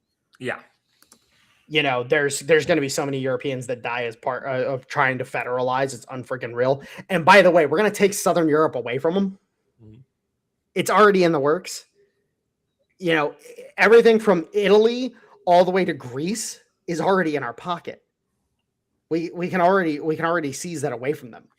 So it's like, oh, that's cute. Oh, by the way, we control the entirety of the Adriatic and the Eastern Mediterranean. Yeah, I don't think the Greeks were very happy when they read the Epstein files and found out that he was in on the their destruction of their and. Oh, fuck. Actually, okay. That reminded me. I haven't talked to you since I talked to this guy. I actually talked to a gentleman who was actually a part of I forget what bank he said he worked for, but he was a mid-level to high-level executive at one of the banks in Greece during that whole fiasco. And basically across the board, his entire circle that he's got, they were lodging complaints against the banks, the government, and a few other groups that they still had influence within. And there's a movement growing in Greece right now to basically be like, you know what? EU can shove it. EU can just pound sand. Like, the anti-EU sentiment in Greece is fucking insane right now. Yeah, it's bad. September, October, God willing. Well, right. Well, and you now know why they're putting out all the Turkish propaganda that they are. They're trying to preempt the narrative game because now they're trying to. Israel wants to attack Turkey, and it's like, no, we're going to attack Turkey. Mm-hmm. Israel's going to get told to sit the fuck down and not do jack shit. We're going to be bombing Turkey with Greece. And Italy's probably going to join in on that. And it wouldn't be the first time a NATO country attacked another NATO country, and Yeah. Greece and Turkey are the two that did it. So Yep. people like I was dealing with this globalist Ukrainian the other day, and he described to me and our Kelly and some of our friends his vision of the world, and I was like listening to him going on. It's like a continued expansion in the European Union, ever deeper into Europe, into East Asia, and I was and his like listening to him and I'm like, I would really like you to go up to one of your right sector friends and describe to you your vision of Ukraine to them, because I'm pretty sure they'd kill you. Queen Victoria, is that you? like we want to march the EU into Central Asia. Queen Victoria, is that you? Yeah, I know, right? Oh my Like, God. damn, all right. Yeah, that was his Oh. idea. The EU is just going to basically one day completely cover the world. Yeah, well, and here's the funny part is that, it's like, okay, you can have that opinion, but at some point in time, Europe is going to get declared a demilitarized zone if the US has anything to fucking say about it. Like, we're just going to be like, in some ways okay, it is already. oh no. It's not demilitarized until we take France's nukes. Yeah. See, see, this is the fun part is that, me and my guys, we were I forget what podcast we did this on, but we on one of our podcasts, we actually sat there and we were actually like, how could you seize France's nuclear capabilities? And just Google searching shit and doing, surface level research, we were able to figure out like, oh wait, they don't have any air launch or don't have any ground launched nuclear capability. It's all naval and air. Mm-hmm. So you suppress their air power as extensively as fucking possible. And then there's one sub base that they store. Like, we were able to figure out there's one sub base that they store their nuclear armed missiles for their submarines right next to Brest. It's their only sub base. Mm. And it's like, oh Lord. You could drop you could drop a regiment of Marines onto that peninsula and take that base. Yeah. You could honestly seize their entire nuclear stockpile with an air campaign and a single Marine drop. And that's it. And I'm just like, oh God, these people they really are this stupid. They really are. Stupid and arrogant. That's kind of how they are. Yes. Was it the British nukes are jointly controlled by the U.S. So that yes, yeah. That's the thing is we can literally take the nukes back from them by doing one thing. One, forcing them to hand over the Tridents, which is the delivery system, and two, wait 5 years. After 5 years, those nukes they become incredibly unstable. They'll just dispose of them because they don't want to risk the maintenance on them. Yeah. And potentially having those, you just, nuclear warheads are some of the most expensive things to maintain, period, in a story. Yeah. And it's like, we're just going to dispose of these, and then they'll just hand them off to whomever for disposal. A lot of people think for some reason that, like, oh, all these nukes that went missing back in the day. It's like, dude, those nukes are dead at this point in time. They're useless. Like, they haven't been maintained. They haven't been friggin' actually refitted within, 20, 30, 40, 50 years.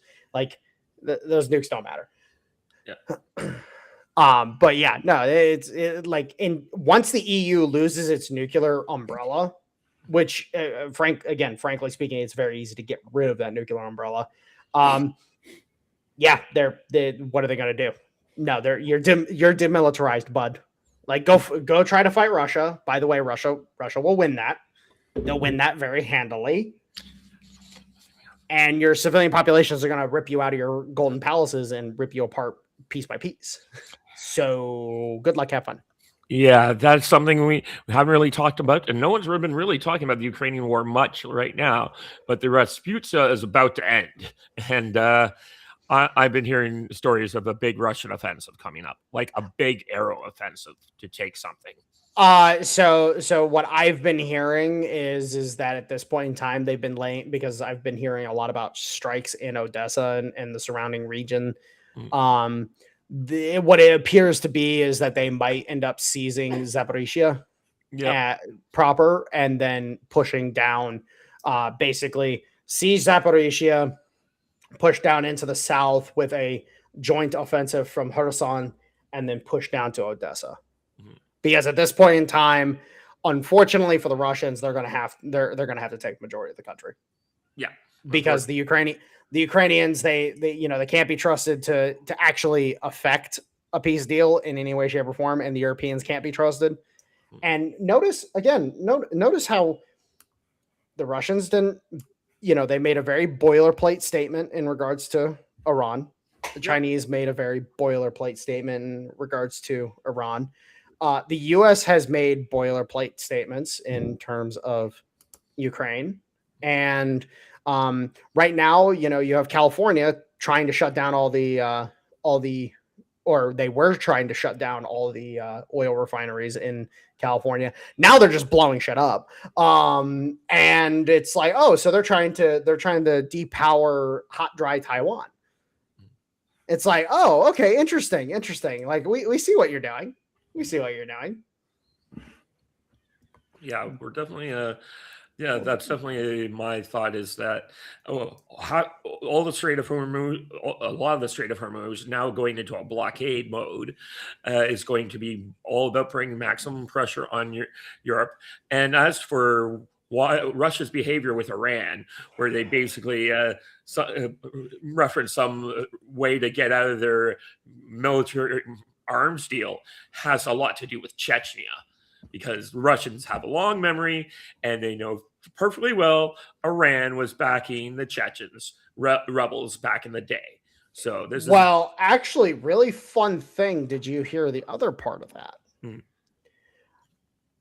Probably not. Russia or Putin specifically referenced, and I pointed this out and I called this. I fucking called this like a year ago.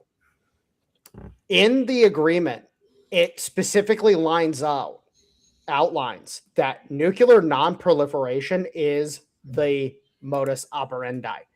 Nuclear proliferation was an automatic no-go for the agreement. And so it's like, oh, wait a minute. Interesting. So that means, oh, hey, we can pull out of this deal. Now the Chechen stuff, frankly speaking, to be completely frank, I wasn't aware of that. And if there is a connection there, it's like, oh, so the IRGC was backing the CIA. Okay, cool. Yeah. It's like, okay, back in the got day. it. A good reason for them to pull out of the deal. Oh yeah, I mean, back in when some of the 9/11 hijackers were actually picked up by the FBI, were being under FBI, and the CIA called up the FBI and said, "Hey, you can let those guys go. They're Chechens and they're fighting the Russians, so we don't care." Oh, interesting how that works out. Yeah, Interesting. Love that. This Langley, dude. I can't wait. I cannot wait until the raid on Langley happens. Oh, that raid is going to be so spectacular. Like honestly speaking, just lock down Langley, just interview and interrogate the crap out of it. Like I don't care if we waterboard half of them. Just interrogate them, and then if they pass the sniff test, then we can let them fucking, go off to house arrest, and they can just stay in house arrest for the rest of their life. And then the other ones, well, I'm long rope makers and guillotines. Yeah. So there's a show from the 90s, a kind of an X-Files ripoff called Dark Skies. Oh yeah, I know it. And I just always remember that episode when they raid at Majestic 12 with federal marshals. but yeah, no, it's definitely one of those things where you start to realize, like, okay, yeah, ARC is in full swing, like publicly not operational, but it is in full swing. The coordination is occurring, and everything is happening in such a fashion that now we're seeing moves that I don't think people were able or are capable of reconciling, like across the board. You know, the market report that Tom made public, the one on the 8th. Yeah. Some of the things he said in that, it really got me thinking, like me on a personal basis, I'm like, when it comes to my mentality towards people, I'm like 4 steps ahead of Tom when it comes to my mentality, but I'm about 2 steps behind him when it comes to the information. Now there's some information that I definitely am like, for example, I clocked the British shit when I was in my teenage years, because I was like, there's something here. There is something here. I'm seeing a pattern in the noise, and something is sticking out to me. I just don't know what the fuck is. I just couldn't. And then he gave me some information. Like, this was like 5 years ago, and I was just like, oh crap, that's what it was. and then I start exploring the bond markets. And then once I got into the bond markets, I was just like, oh God. Now I understand. Now I get it. Oh crap. And then that's when I started softening on the Federal Reserve. I was the proto libertarian that, you know, realized that being a libertarian was stupid. But no, it's really a case of, you know, we are seeing this coordination, and now it's creating the conditions where, you know, all these different groups are starting to come out of the woodwork in a way that it's incredibly violent. It's going to continue escalating and getting violent. And, you know, again, Europe is going to be ripped asunder by this. Like, I don't think Europe's going to come out of it at all without probably 40 to 50% casualties. Yeah, unfortunately. Well, wait a minute though. 40 or 50% of 7,000 people? No, I'm saying the population. Oh, Yeah. okay. You know, the whole fact that we're living in the 250-year cycle, we're going to lose 1/3 of the planet. Like, our self-correcting thing. Yeah. Well, here's the thing. You know, Blaine Holt, he's been, you know, you got Alex Craner. I'll start with Alex for a second. You got Alex Craner, who is like just freaking out. And I'm like, hey, yo, bro, you're a Serb. Take a step back and realize that you were as abused by these people as we have been. Oh yeah, he's well aware. Watching Alex, he's aware, but the problem is that emotionally he's not allowing himself to actually say that and acknowledge it. He's letting his emotions cloud his ability to actually make the statement. And you'll notice that he just did a podcast with Rich, Suzuki, and Tom. Yeah, and basically, like, I'm gonna say this right now, that was an intervention. Yep. and Susan got pulled into that friggin' like as an unwitting guest. I think that was an intervention. But then you have people who like Blaine Holt, who are sitting there and they're throwing this doomer message out about, you know, starvation and this and that and so on. And it's like, hey, bud, the U.S., first off, we grow so much food that we waste. It's unfreaking real. Oh, yeah. We grow corn, specific varieties of corn, to be turned into a fuel additive. Yeah. It's something insane. Like 50% of our corn crop here in the U.S. is ethanol corn. It's insane. It's like, why? Why are we doing this? We should have the price of corn. I was telling my girlfriend this a couple weeks ago. It's like, if you've ever had actual cornbread, You know, that Jiffy Mix bullshit that people like to eat. It's like that's not cornbread. Cornbread is freaking cornmeal and water, and you bake it. That's cornbread. Mhm. It freaking and especially if you specifically use hominy corn, because you know you actually care about your body. You get so much nutrition and so much just overall sustenance from cornbread. It's unfreaking real. There's a reason why it was one of the main foodstuffs of the US population for so freaking long. Right. And it's understanding that, you know, in the case of Blaine Holt's statements, it's like, hey dude, like we can get through this, no freaking problem. We just need to actually understand, like, hey, we need to be eating what we actually grow, not what the fuck some factory cranks out. Right. Stop relying on the factory. Mhm. Because I can go down to the freaking auction house that I was working at the auction house yesterday. And, you know, I love working there because I get to see so many people just running around, acting insane, trying to do stuff, trying to buy stuff, you know, so on and so forth. But I love watching it because it's like, these are the people that can make it. These are the people that actually can sustain themselves. These are the people that can actually be productive. And it's like, I love seeing this. But here's the thing, that auction house, you know what their primary business is? That was just the big consignment auction that they do twice a year. Their primary business is produce. That's their bread and butter. And you go there and you can pick up a bushel of peaches for like $20. A full bushel. Yeah. Like, oh, hey, by the way, food preservation, that's a thing, people. Learn how to do it. Mhm. Well, Wasserman knows how all to do this. He was taught by his grandfather, I believe. Yeah, Who, a lot of it. I mean, Adam, I appreciate your grandfather completely and utterly, and I salute the man.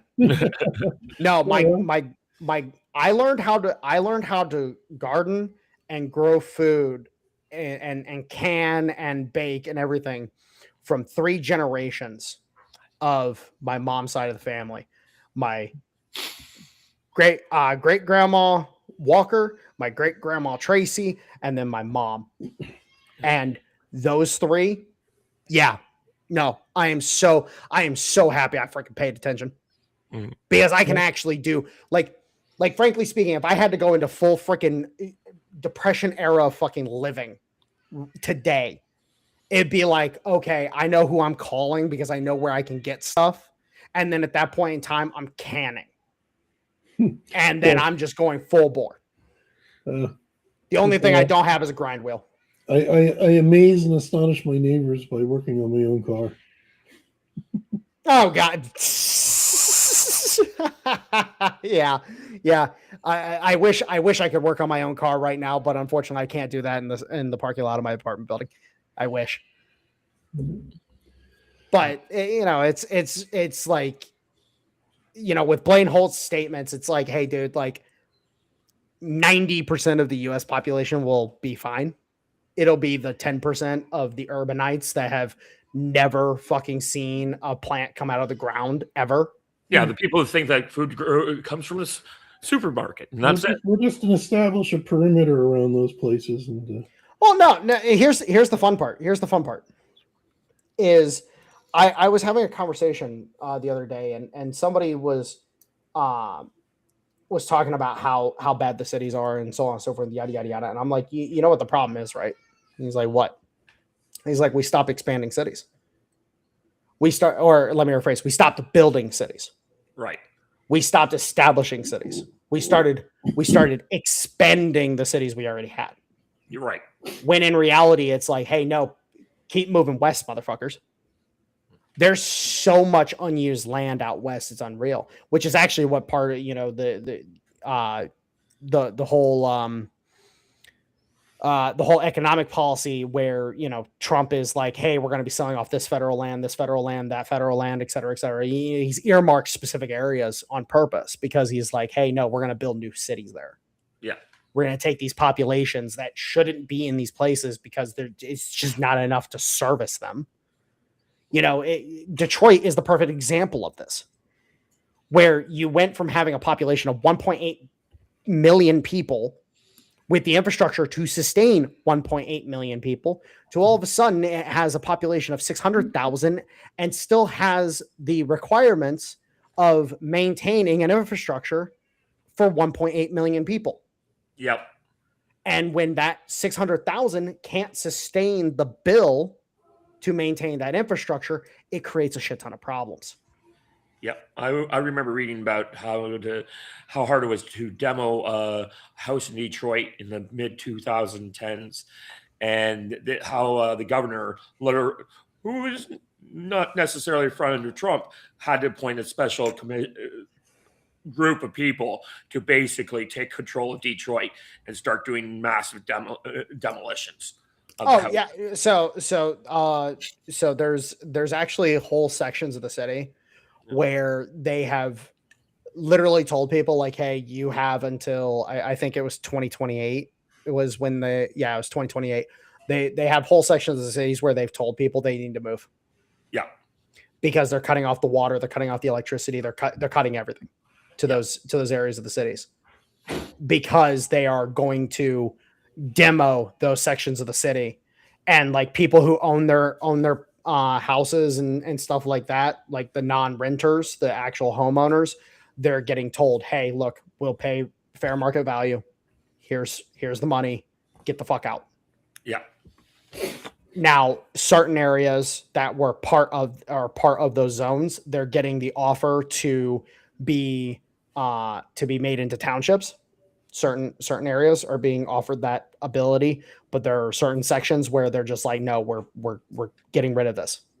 We're and it's going to be a long, arduous process, but by the 2050s, Detroit's going to be way fucking different than what it is now. Right. And it's because they actually figured out finally, somehow, I don't know how they managed it, but they finally figured it out. You can't have these massive metroplexes. Right. Not Detroit, sorry. Fort Worth, Dallas. FWD. Yeah, that's going to turn into a shit show in 20, 30, 40 years. What made New York work when it was working prior to the 80s was that it wasn't really one big city. It was the boroughs. Well, not even just the boroughs. There's some really interesting work, scholastic work done on identifying. New York was basically, I think it was about 200 communities of about 20,000 people. Yep. No, you're absolutely correct. But the point is that the boroughs. So basically, what you ended up having, instead of having all the power of the city centralized in City Hall, you would have the boroughs. That too. And each borough would be like, okay, we need this for this, and they had it decentralized. But as soon as going back into the 80s, they started centralizing a lot of the authority under the mayor's office. And now they can't figure out how to do anything because it's just too much for one office to handle. Mm-hmm. And there's a reason why Staten Island, for example, resisted that as hard as they did. And now Staten Island, oh, by the way, the one borough that hasn't fallen into complete abject freaking chaos because they kept their authority. They said, no, screw you. We're over here. You can do whatever the hell you want over there. We're going to handle our shit. And so they present budgets and shit directly to the state and get grants and stuff like that through the state because, they're like, hey, we need this. And they streamline the process as much as possible. Mm-hmm. If the rest of the boroughs went back to doing that, Queens, for example, Queens is an absolute shit show. And Trump is pissed about that, by the way. Yeah. He I would is imagine so. pissed. And the same thing can be said about Brooklyn, for example. Brooklyn, after AOC, forced that situation with Amazon and Amazon just moved, across the river into Jersey. That was, yeah, let's just say Brooklyn's not happy about that at all. Not happy at all. So, but you can't have these giant metroplexes. A population of over 500,000, we just don't have the technology in the current day to actually be able to sustain populations higher than 500,000. We really just can't. And when you're relying a lot on these centralized supply chains, the way we've gotten used to, it's created an issue where, well, now you're having problems. You know, one of the things actually yesterday was illuminating for me on several key things. But yesterday I ran into a gentleman who he had bought one of the so they you know those prefab wooden sheds that companies sell. Mhm. Well, there's a wood shop down there that produces like these really, really nice custom ones. And the dude just draws up designs of whatever the hell he wants to make, and then he makes it and he sells it at the auction. Really cool stuff. Like some really ornate stuff too. Like we're talking some really, really good craftsmanship. Yeah. And one of the gentlemen that I was talking to, who was picking up one of those sheds, it turns out that he bought it specifically because him and his wife run a produce stand in their local community. It's like a small, like 1,500, 15 to 2,000 people community. And what they do is they buy produce at wholesale cost and at the auction house during the year, and then they sell it at their property in the middle of the community, and everybody just comes there to get their produce. Yep.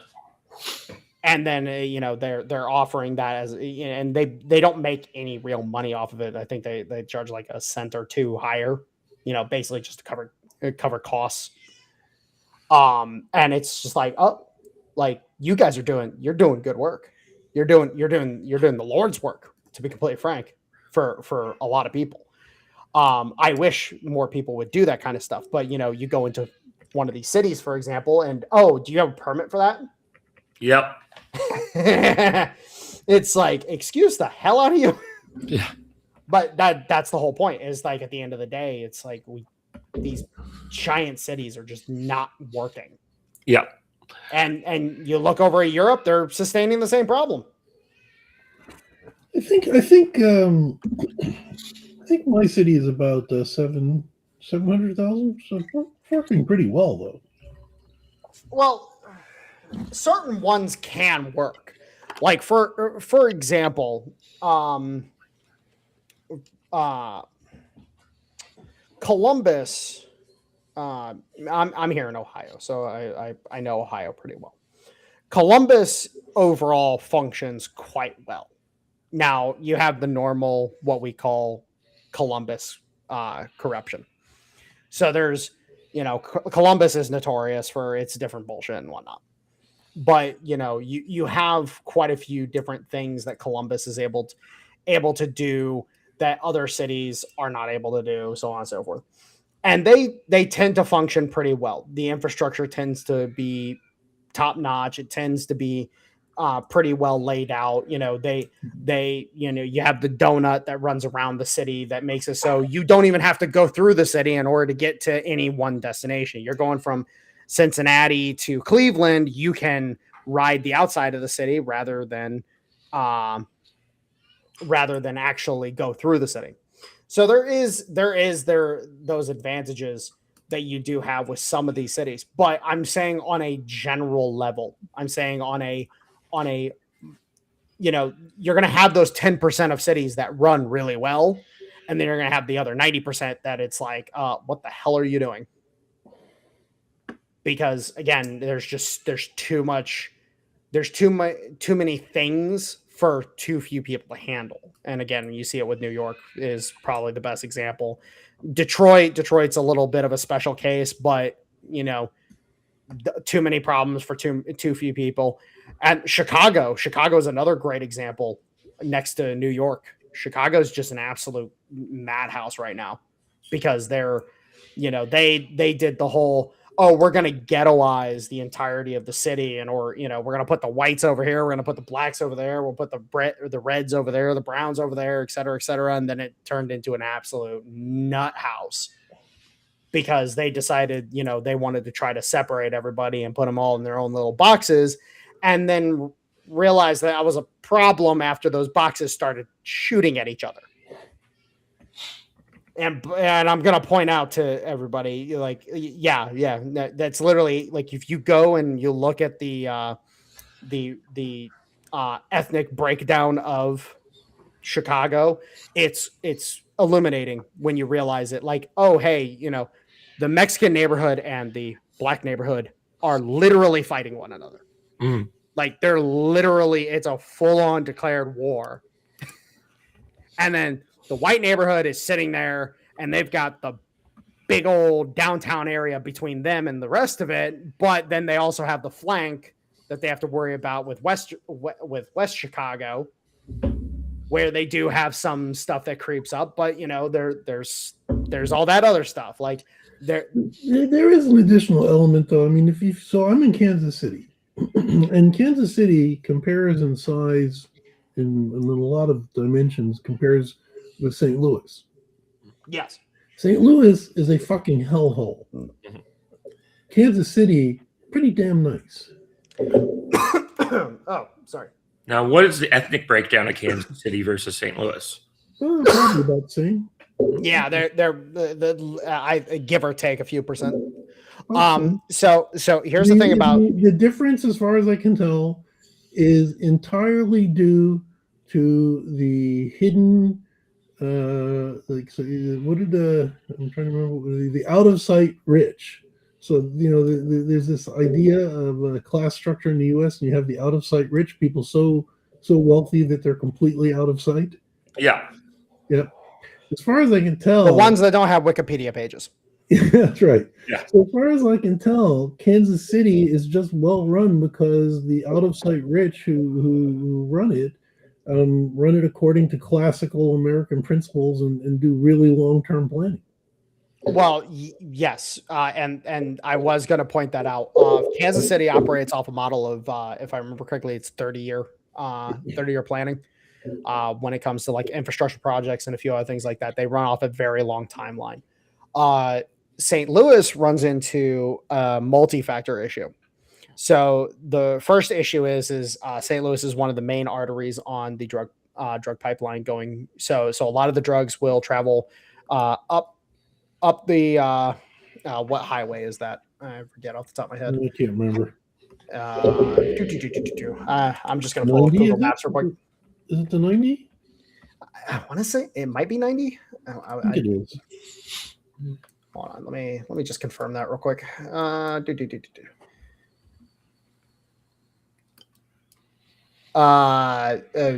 got 40. Okay, you got 40, 44, 70, 70. That's what it is. It's 70. Yeah, it's 70. Yeah, because yep, 70. Because you have 70 that runs from St. Louis to Indianapolis. Yeah, that's right. Okay. But the point is that so they're one of the main arteries for the drug trade. So you have that problem. So there's a shit ton of drug flow that goes through there. Also illegal money, illegal drugs, illegal guns, et cetera, et cetera. I was under the impression that Kansas City was a hub for human trafficking. Kansas City does have that problem, but it's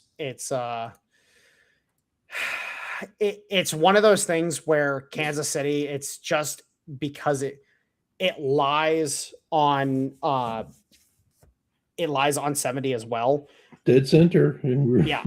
So what you end up having with St. Louis is because St. Louis, so you have from Mexico up into San Antonio, into Fort Worth, Dallas, into Oklahoma City, and then they take 44 up to St. Louis, or they go through Memphis, or they take those routes. Kansas City definitely gets kind of missed when it comes to the drug trade, because the drug trade flows either from the south towards the coast, or it flows from the north towards the coast along the Great Lakes. Kansas City gets missed by most of the drug trade. Not all of it, but most of it, where the human trafficking trade runs east to west and west to east in most terms. So this is the key difference is like, yes, Kansas City has a bunch of human trafficking, but the drugs tend to miss Kansas City for the most part. And again, it's down to the gang activity and a few other things like that goes on in St. Louis. So you have the criminal element in St. Louis is much, much higher than in Kansas City. So there's that factor. Then you have the other factor, which is the bond markets. And this is a seldomly talk about topic because is the universal Fed funds rate screwed a lot of the Mississippi River Delta. So you have Louisiana, Mississippi, Arkansas, Tennessee, Kentucky, Missouri, to a degree, Illinois, Indiana, basically the entirety of the Mississippi Delta kind of got screwed by the Fed funds rate because the universal Fed funds rate, I should say. Because when all of a sudden everybody, in that region is paying the same price for capital as, say, New York and California, well, where's the capital going to flow? Capital is going to flow to California and New York because that's where the high yield stuff is. What is Missouri known for? Oh, it's an agricultural state for the most part. It's got some industrial hubs like St. Louis and a couple others, but it's primarily agricultural.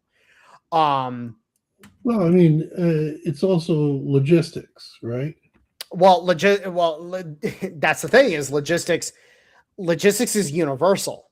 That's because you're going to have logistics in an industrial city. You're going to have logistics in an agricultural city. But Kansas City is advantageously located for logistics. Well, so is St. Louis. Is it? It's right. It's right there on the river. It's right there. It's right there because you go from Kansas City to St. Louis to Indianapolis. And yet, as far as I know, it doesn't have a tenth of the logistic capacity. Well, that's the thing is like at the end of the day, I know of what's that company? If I remember correctly, there's only one big one that actually is headquartered in St. Louis because the majority of them, you're not wrong, the majority of them do camp in Kansas City. The vast majority. There's a lot, and this is the thing is there's a lot in Springfield, Missouri. There's a lot in Indianapolis. There's a lot in Kansas City, and St. Louis again. And this is another big problem is the fact that we have let the river traffic drop the way we have. One of the greatest advantages, for example, for Russia, is they can literally transport 90% of their shit during the summer months via river to the Arctic coast because those rivers are deep enough to accommodate the barges and accommodate the cargo ships that need to get in, grab stuff, get out. The U.S. can do the same freaking thing with the Mississippi and most of its tributaries. The Ohio River can accommodate it. Now it hasn't been dredged in forever. It did. I mean, not only Yeah. can. I mean, it for many years it did. Yeah, it can accommodate most bulk loaders. So again, as I was saying, it just the tributaries and the Mississippi itself haven't been dredged properly in years. But the point is that St. Louis, it has a culmination of issues that have been allowed to fester and fester and fester, and that's why you end up again. St. Louis is in the same problem as Chicago, same problem as New York, et cetera, et cetera. And hell, I got company coming over, so we're going to have to wrap up shortly. So much as we'll have to save the St. Louis, Kansas City difference for another time. But it's actually a really fascinating kind of case study. Yeah, I know. Oh no, and that's the thing is like I look at and just to drive my point home is that you go down to what I was actually looking at potentially getting my CDL last year, and the company that I was going to be signing on with, if I had gone for it, they're based down about half an hour south of me. And, then I start paying attention because I'm like, oh, you guys are over here. And then I start paying attention, and there's like, I'd say at least 50 trucking companies that exist right along 77 in Eastern Ohio. Like at least 50. And it's like, yeah, no, like logistics is big in general, but that again, it doesn't matter whether it's an industrial city or a farming city. The point is that when you're talking about the yields when it comes to agriculture versus the tech industry or the financial industry or whatever, most of the capital is going to flow to those high yield things. And that's why Missouri as a whole, not just St. Louis, but Missouri as a whole has suffered under the weight of time, is because capital's not flowing there. It's the same thing with Mississippi. Yeah, although I mean, I got to be honest with you, it's the fact that it hasn't tried to turn itself into a tech hub is something I appreciate about being here. So well, that's actually one of the advantages of the core of the nation, is that we are centered around industry and agriculture as a whole.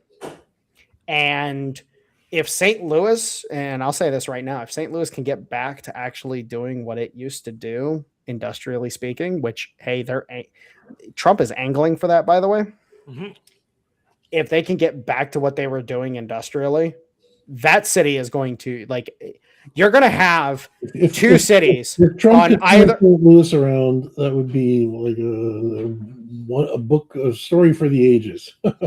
Oh yeah, no, and that's the thing, is I think Mississippi, turning around the education thing, that not just the discussion we had about the written language versus the spoken language, but it's also a show that there is a focus, because have you guys noticed the permitting for the new oil refineries they're wanting to open up in the U.S.? You notice where all they are? No, but I assume red states. It's not even that. They're all within or near the Gulf Coast and the Mississippi River Delta. No, I was going to say it's Midland. Well, you weren't here for the earlier part of the discussion where I was talking about how everything that's going on right now in the Middle East and with the Straits of Hormuz is all like. It's all bringing in about $100 million a day to Midland. Anyways, my guests are here, guys. So as much as this is great, I gotta keep an eye on them. So well, run off, you bastard. We love you anyways. Yeah. So I want to thank everyone who watched this today, who came on, Kelly, who commented in the chat, and I want to thank everyone who watches in the future. And if you like this kind of interesting discussion, like, share, and subscribe. This is the Spy Guy, and we're signing out for the Sunday special.